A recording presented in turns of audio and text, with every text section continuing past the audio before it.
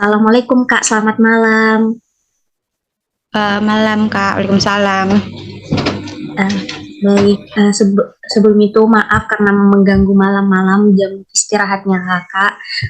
Perkenalkan, saya Halifatul Jannah dari Fakultas Psikologi Universitas Negeri Makassar.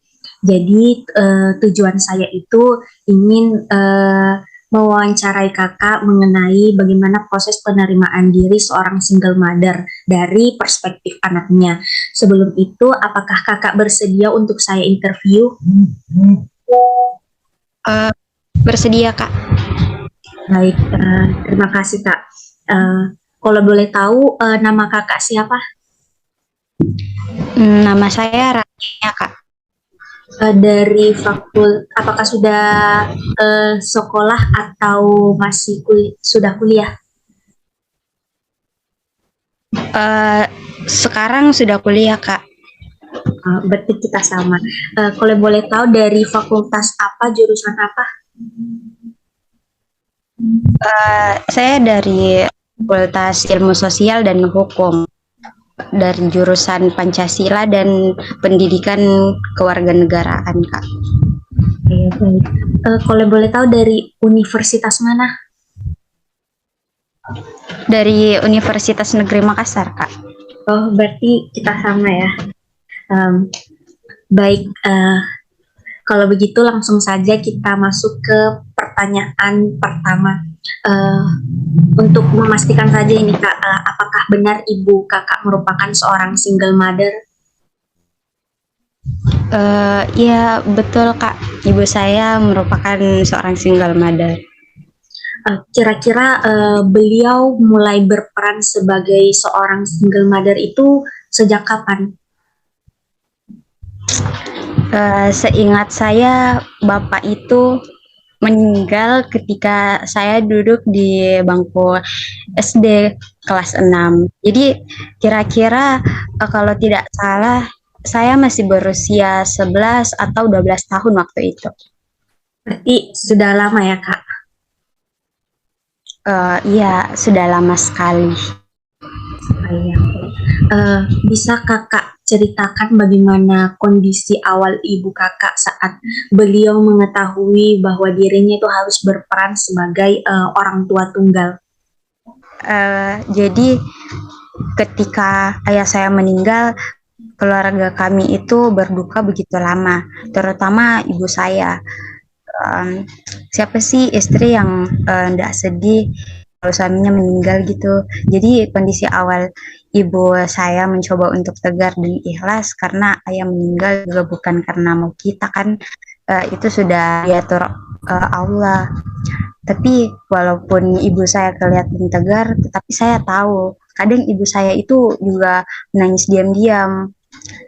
Mungkin dia rindu dengan apalagi pas awal-awal ya ibu saya itu pasti belum terbiasa dengan ketidakhadiran ayah yang selalu ada di sampingnya.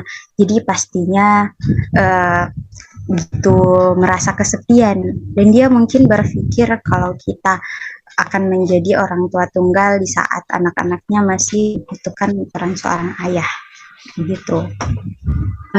Kalau boleh tahu, Kakak berapa bersaudara? Saya bersaudara itu ada dua bersaudara Kak. Oh, dua orang ya. Iya Kak. Bisa Kakak ceritakan pada saat ayah Kakak meninggal pada saat itu, bagaimana caranya ibu Kakak menjelaskan kepada Kakak mengenai kondisi keluarga Kakak pada saat itu? Hmm, untuk kondisi keluarga sendiri, saya sudah lumayan paham pada saat itu bagaimana jika seorang anak menjadi yatim sehingga ibu saya tidak menjelaskan secara rinci. Jadi pada saat itu beliau cuman bilang kepada saya dan kakak saya kalau sekarang ini kita sisa bertiga dan ayah sudah tidak ada. Jadi walaupun tanpa kehadiran ayah, kita bertiga harus saling menjaga. Dan kebetulan Kakak saya itu laki-laki. Ibu saya minta kepada kakak saya untuk menjaga saya dan alhamdulillahnya mulai saat itu saya akui kakak saya menjadi sangat protektif dan ibu juga meminta kepada saya untuk ya jangan ibu kepada anak-anak pada umumnya ya sekolah dengan baik, menjaga kehormatan keluarga dan hal-hal semacam itulah. Ya, Masya Allah, saya terharu banget Kak mendengar cerita dari Kakak. Eh, kalau boleh tahu ini setelah ayah Kakak meninggal, Kakak merasakan tidak kalau ada perubahan dari sikap atau mungkin perilaku dari ibu Kakak setelah beliau menjalani perannya sebagai seorang single mother. Kalau menurut saya pribadi sih tidak ada perubahan yang terlalu mencolok ya, karena kebetulan alhamdulillahnya ibu saya memang sudah memiliki pekerjaan sebelumnya dan sudah punya penghasilan sendiri. Bahkan ketika ayah saya masih hidup, jadi kalau untuk keperluan kami sehari-hari alhamdulillah bisa tercukupi. Namun yang tidak saya suka ibu saya terlalu memforsir diri untuk menghidupi kami berdua dan tidak ada quality begitu untuk keluarga lagi. Tapi itu semua demi keluarga kami. Jadi saya sebagai anak harus mengerti juga kan. Bisa Kakak ceritakan bagaimana keseharian ibu Kakak setelah beliau menjalani perannya sebagai seorang single mother? Biasa rutinitasnya itu tetap sama kayak sebelum ayah meninggal. Namun ibu saya melakukan pekerjaan sambilan juga sih dan melakukan usaha baru. Apakah beliau itu pernah meluangkan waktu untuk melakukan hobinya? Kalau ada waktu luang saja, karena hobi ibu saya itu cuman menonton. Oke, baik. Bagaimana cara pengasuhan ibu Kakak setelah beliau menjadi orang tua tunggal? Apakah ada yang perbedaan atau bagaimana? Dari dulu memang ibu saya tipenya yang tegas dan tidak dan mengekang begitu. Ibu tetap memberikan kebebasan kepada saya untuk hal-hal yang saya sukai selama hal itu organisasi sekolah, ikut olimpiade dan sebagainya. Baik, pernah tidak Kakak menanyakan mengapa ibu Kakak itu memilih untuk tetap menjadi orang tua tunggal? Pernah, dan katanya dia masih mencintai ayah saya. Dia lebih memilih fokus mengurus saya dan saya. Dan katanya menikah lagi hanya untuk menambah beban. Dan dia mengatakan sudah terbiasa dan sudah merasa nyaman menjadi orang tunggal. Baik, next question. Apakah ibu Kakak pernah mendapatkan perkataan yang kurang mengenakan dari orang-orang karena statusnya sebagai seorang single mother? Alhamdulillah tidak akan pernah. Amin.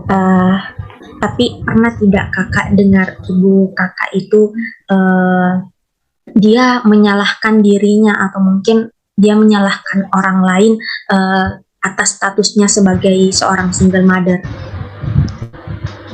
Tidak sih, ibu saya bukan tipe orang yang seperti itu. Dia itu orangnya sangat optimis. Dia mengatakan menjadi single mother itu sudah kehendak Tuhan. Jadi ya terima saja apa yang sudah ditakdirkan sama kita. Baik Kak, ini pertanyaan terakhir. Apakah ibu kakak pernah menceritakan bagaimana sosok ayah kakak pada saat beliau itu masih hidup?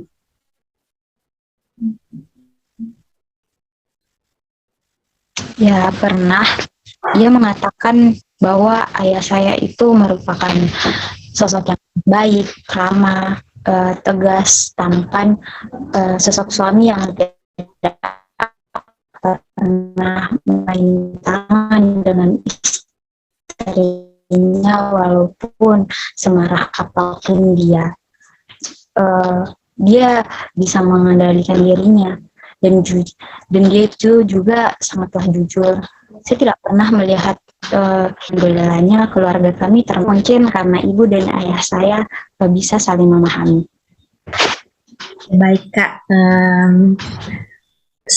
karena pertanyaan semua sudah terjawab, saya ucapkan terima kasih banyak karena kakak sudah bersedia untuk meluangkan waktunya untuk saya interview, dan terima kasih karena pertanyaan yang kakak berikan tadi sangat menjawab tujuan dari wawancara saya. Sekali lagi terima kasih Kak, dan selamat malam. Ya, sama-sama Kak. Assalamualaikum warahmatullahi wabarakatuh. Terima kasih banyak Kak. Iya, iya Kak.